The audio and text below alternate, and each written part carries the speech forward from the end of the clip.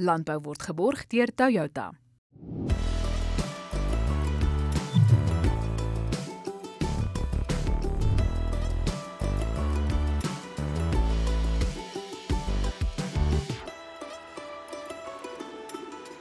Welkom by Landbou saam met my, Elsa Esterhuizen. In vandag se program vind ons weer uit wat die jongste landboumarkte behels en ons gesels ook oor aartappel Suid-Afrika wat glo woeker met slim planne vir boere. Bly ingeskakel. Ons vind vandag weer uit wat die jongste landboumarkte behels en die landbou-ekonoom en besturende direkteur van AMT, Johnny van der Merwe, deel weer sy verslag. Welkom Johnny. Ag, dankie Elsa, altyd lekker om saam te kan gesels. Ons begin weer met die vleispryse. Ja, Elsa, ons het gesien dat die speenkalfprys dan, as ons dalk sommer met die speenkalfprys kan begin, het dan ongelukkig so 'n klein bietjie begin vashou, dalk in 'n so 'n paar sent die afgelope week gedaal, maar dis maar te verwagting. Gewoonlik sien ons einde van die finansiële jaar wat dan einde Februarie is, waar ons so 'n bietjie addisionele aankope sien, die prys wat oor daardie tydperk dan so 'n bietjie hoër is, maar soos ons in Maart in beweeg, waar die vraag dan bietjie daal en ons gewoonlik nou in speentydperk in beweeg, so daai prys wat dan tradisioneel nou in 'n afwaartse tendens begin in beweeg. So ons staan net hier onder die R34 per kilogram merk tans. So die verwagting is hy behoort rondom hierdie vlakke te bly, tussen die R33 en R34 merk, vir, kom ons sê ten minste tot April toe. Maar as ons dan in Mei maand, Junie maand toe beweeg, sien ons gewoonlik meer diere voor die winter, van die prosente wat nie noodwendig die kalvers in die winter in wil dra nie, minder veld wat hulle het en sovoorts, en dan meer diere wat na die mark toe kom, en gewoonlik hier in Mei maand waar die prys dan nog so ekstra dip vat. Maar ek dink ons gaan bo laasjaar se prysvlakke bly. Ons sien nou minder aanbod in die mark, ons het wel goeie reën oor meeste produksieareas gehad, so van die prosente wat dis kans sien om bietjie meer diere aan te hou deur die winter, en dan verseker van die vraagkant af sien ons ook bietjie beter, slagpryse wat beter is, rentekoerse wat laer is en sovoorts. So van die vraagkant af bietjie beter, van die aanbodkant af bietjie beter. So ek dink ons kan beter pryse as laas jaar verwag en die pryse het nie noodwendig onder die R30 merk behoort te val nie. Maar dit bly maar net my opinie natuurlik. As slagpryse het wel dan ook gestagneer. Ons verwag wel vir slagpryse, die A23 prys, om van hier af wel bietjie opwaarts te begin beweeg, soos ons in die winter ingaan. Oorbeweeg na die skaappryse toe. Ek dink ons sien redelike positiewe lig of nuus vir die skaapmark op die oomblik. Stoorlampryse wat dan redelik skerp gestyg het die afgelope week. Pryse in die Vrystaat rondom R43, die gemiddelde prys hier op R41.50 vir die stoorlampryse. En ons verwag ook dan, ek dink tot einde Maart toe, ek kan hy dalk so klein bietjie nog of stagneer of dalk so 'n bietjie afkom, maar gewoonlik van begin April tot hier na Junie toe, wat die stoorlampryse dan redelik in 'n opwaartse behoort te bly. Dit hang ook weer eens af van die aanbod en die vraag wat hierdie jaar in die mark gaan inkom. Slagpryse steeds net so onder die R100 merk, wat regtig goed is, maar ons verwag ook van middel Maart, wat rondom hierdie tydperk is, dat hierdie pryse dan redelik skerp opwaarts kan beweeg. So ons verwag steeds relatiewe goeie slagpryse, en die skaapmark wat dis nog 'n goeie jaar kan hê. As ons so vinnig oorbeweeg na wol, terwyl ons nou by skaap is, die wolmark het baie positiewe syne nou gekry vanaf Australië. Die pryse in Australië wat dan 2.5% gestyg het, na so 12,2 Australiaanse dollar per kilogram. En dit was volgens hulle analiste dan baie ekonomiese aankope, nie noodwendig emosionele aankope gewees nie, wat natuurlik 'n baie goeie ding is. So baie meer aktiwiteit wat ons van die Chinese kopers af gesien het, en ons daai prys wat is dan in 'n opwaartse tendens in beweeg het, en ons hoop regtig daai positiewe sentiment kan dan terugspoel na die Suid-Afrikaanse mark toe, en dis ons plaaslike pryse ook optrek. Wat wel so 'n bietjie teen dit kan werk is die wisselkoers wat dan versterk het. En ek het 'n baie interessante gesprek met Prof Waldo Kriel van die Noordwes Universiteit ook dan hierdie week gehad, en het ons spesifiek dan ook oor die wisselkoers gepraat terwyl ons nou op daai onderwerp is. En die wisselkoers se sterker beweging, of die rand se sterker beweging, is nie noodwendig die Suid-Afrikaanse as gevolg van Suid-Afrika se toestande nie, maar eerder die dollar wat dan verswak het as gevolg van baie onsekerheid volgens Trump se tariewe en beleide wat hy dan in werking stel. En ons het eintlik gedink rakende die begrotingsbesluit, rakende beerdkrag en ons verhouding met Amerika wat potensieel besig is om te versuur, dat die rand eintlik moes bietjie verswak het, maar ons het nou inteendeel gesien dat hy wel bietjie versterk het en hier rondom 18.30 verhandel het hier tydens opname. So dis tog al 'n baie interessante beweging wat versekerde impak op ons graanmarkte dan ook gaan hê. Varkpryse het gestabiliseer, wat 'n goeie ding is natuurlik vir ons varkprodusente. Die prys wat tradisioneel afwaartse tendens of baie stelselmatige afwaartse tendens oor die wintermaande behoort te wees, maar hierdie jaar verwag ons dat ons 'n bietjie minder aanbod dalk kan beteken die prys baie sywaarts kan bly en dan hier wanneer dit weer warmer word in Augustus moontlik weer in 'n opwaartse tendens kan inbeweeg. Hoendervleispryse het baie sterk herstel na laasweek of die vorige week se daling, met varspryse veral wat bo die R36 merk in beweeg het. So dit was baie goeie nuus vir ons hoenderprodusente wat dan daai beter pryse gesien het. So vinnig na die chopmark kyk, choppryse wat voerpryse natuurlik beteken, verwag ons kan nou begin styg met meer speenkalvers wat moontlik in die mark toe kan kom en dis die vraag na voer van die voerkrale wat dan ook gaan verhoog en ek dink ons kan dalk so 'n bietjie minder aanbod ook sien met die vakansiedae, met al hierdie vakansiedae wat ook nou voor lê. Dit beteken dat van die melenaars minder maaltyd het, saam met beerdkrag wat ook minder aanbod moontlik kan beteken en dis daai prys wat ek dink ten minste gaan stabiliseer of moontlik weer bietjie opwaarts kan beweeg. Nou Johnny, hoe lyk die graanpryse? Elsa, soos ek nou genoem het, die rand wat bietjie versterk het, behoort druk op die pryse, ten minste die naby maandpryse bietjie te geplaas het met invoerpariteits of pariteitspryse wat dan onder druk gaan kom as gevolg daarvan. Maar baie interessant is, ons het die afgelope 2-3 dae gesien dat witmielie spotpryse of die naby maandprys baie skerp gestyg het.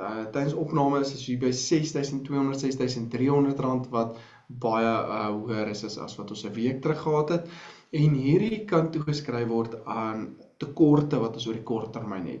Ons het 'n laat aanplantingsseisoen gesien en ons het baie reën veral in die gedeeltes gesien wat gewoonlik of tradisioneel vroeër in die mark inkom en van hierdie tekorte aanspreek. So van daai produkte wat dan nou nie in die mark inkom nie en dis sien ons met laas jaar se baie laag voorrade dat daar nou geweldige tekorte in die mark is en dit laat die spotmaandprys of die naby maandprys dan so skerp styg.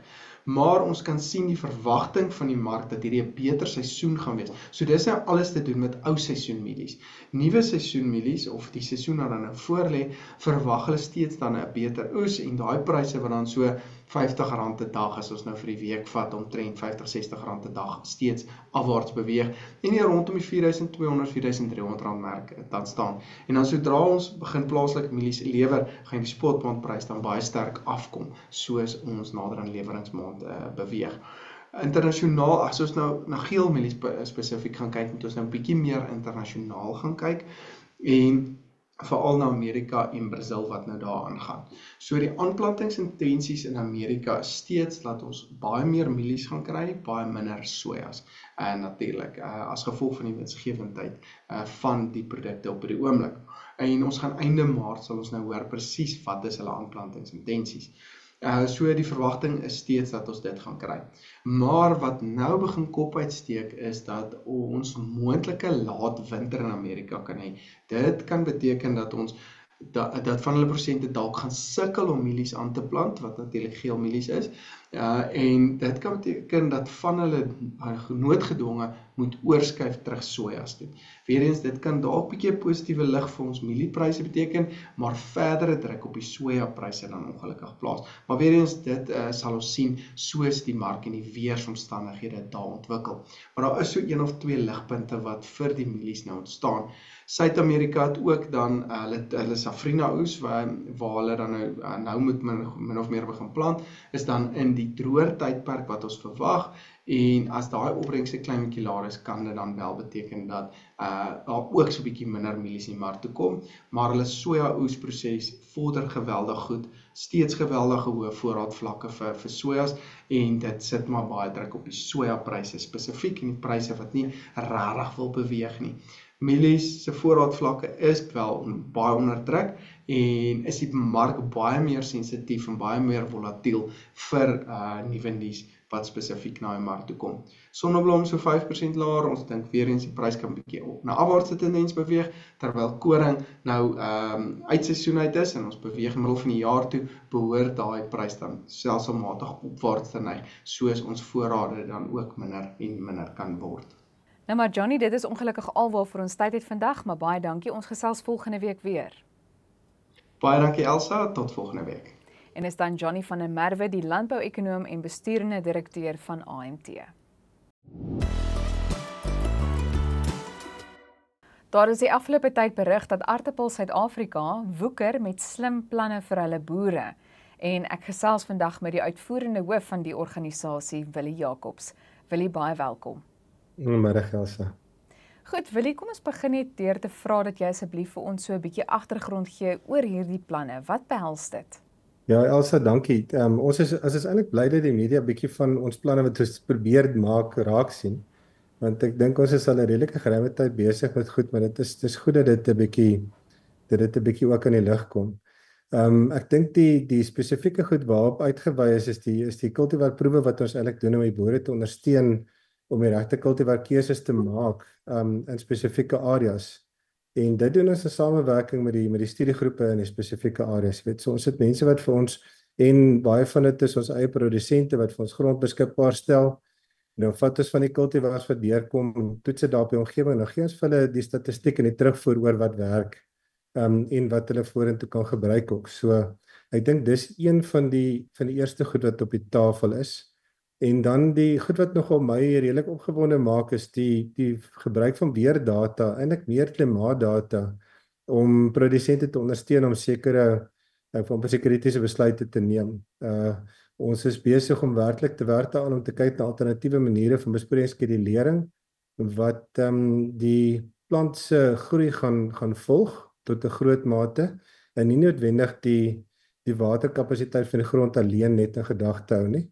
En dan die ander goed wat ons rondom die weeromgewing wil probeer doen op hierdie stadiums om te kyk of ons maniere kan kry om vir die boere 'n bietjie antisipasie te kan gee oor watter omstandighede kan dalk miskien in hulle boerderyomgewing gebeur waarvoor hulle moet uitkyk. Jy weet, as daar sekere omstandighede is in die klimaatsomgewing wat veroorsaak dat daar sekere fungus of bakteriese infeksies kan kom, dan gaan dit hulle help om te kan weet hoe om te reageer daarop. En dan uit die aard van die saak ook om die weerdata baie beter te kan gebruik om besluite te neem soos om wanneer om te bespuit, hoeveel om te bespuit, daai tipe van goed wat daarmee saamgaan ook.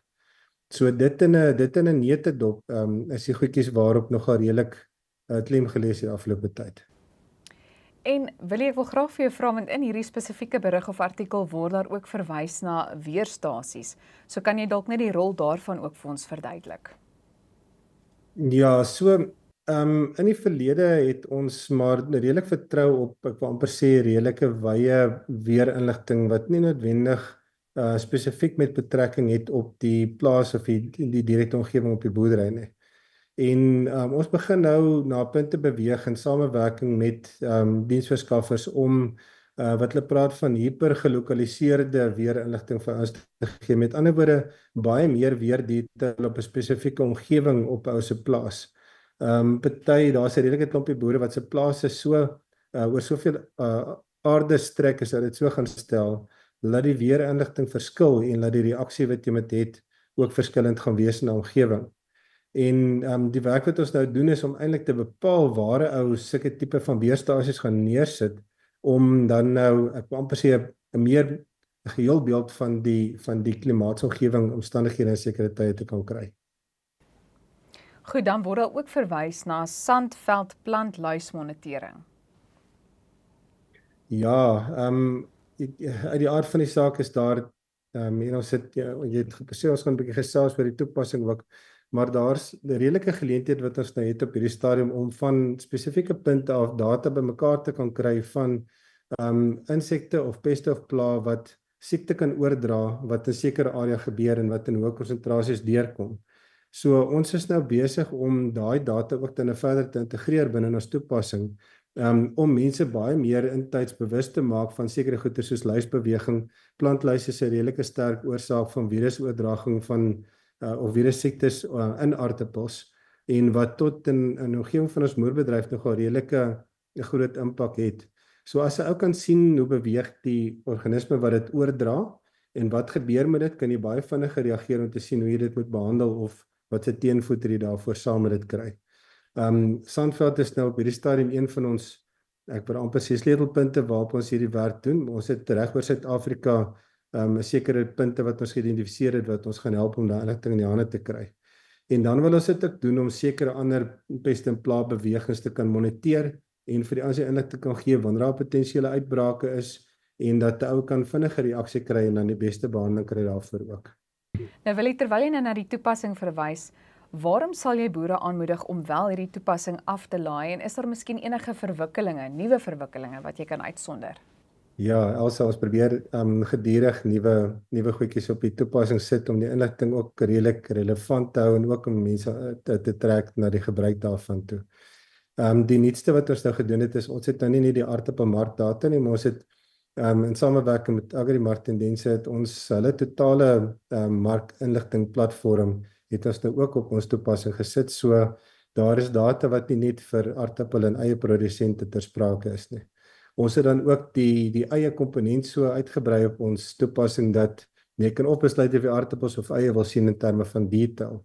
Maar ek dink die goed waaroor ons die meeste opgewonde is ons field monitor wat ons nou opgesit het, wat nou meer geteken is op die aspekte wat ek nou vir jou verduidelik het, sodat ons 'n bietjie samewerkende toerustingste kan kry vir die produsente om met mekaar te kan deel as daar sekere goed is, maar ook vir 'n produsent om seker van sy goed op sy eie plaas te moniteer.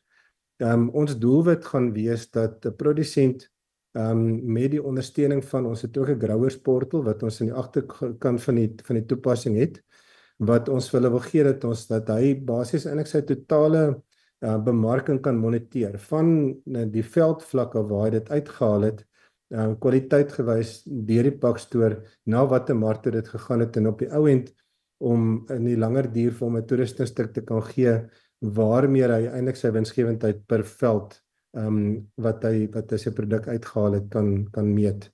So dit stelselmatig soos wat ons aangaan kom hierdie nuwe toerustingstukkies by en ons wil die ouens nooi om 'n bietjie te gaan blaai deur die toepassing en spesifiek gaan kyk wat daai field monitor komponent ook dan nou bygee. Nou wil jy net laastens, want ek meen dit sluit so direk aan by iets soos tegnologiese ontwikkeling ook maar, en julle is ook volgende week betrokke by die groot geleentheid Africa Agri-Tech. Vertel ons net so 'n bietjie meer, net in 'n neutedop van julle betrokkenheid. Ja, dis korrek. Ja, dit is nog 'n redelike opwindende tyd vir ons om eintlik deel te hê daaraan, maar dit is ook 'n geleentheid om ons produsente ook 'n bietjie bloot te stel aan die nuwe verwikkelinge wêreldwyd. Daar's baie goeie sprekers wat ons 'n bietjie meer gaan inlig oor die gebruik van nie net van inligting nie vir tegnologie nie, maar wat ook die nuwe vorderings is op die gebied van landbou waartoe ons kan vooruit na kyk en na die aard van die saak gaan ons 'n bietjie die geleentheid gebruik om 'n bietjie die toepassing ook te demonstreer. Ons het die ouens met die weerstasies wat ook 'n bietjie saam met ons die vloer gaan deel, dat die ouens kan sien wat doen die weerstasie, hoe dit lyk, en wat se funksie hy vir hulle kan doen en dan ook die data wat agter dit lê.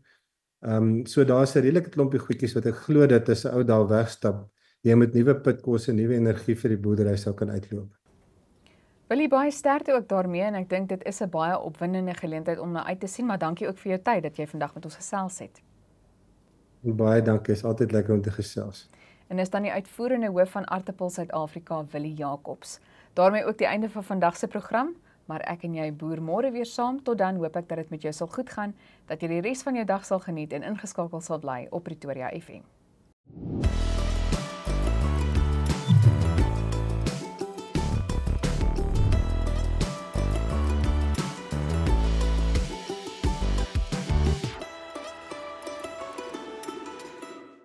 Landbou is geborg deur Toyota.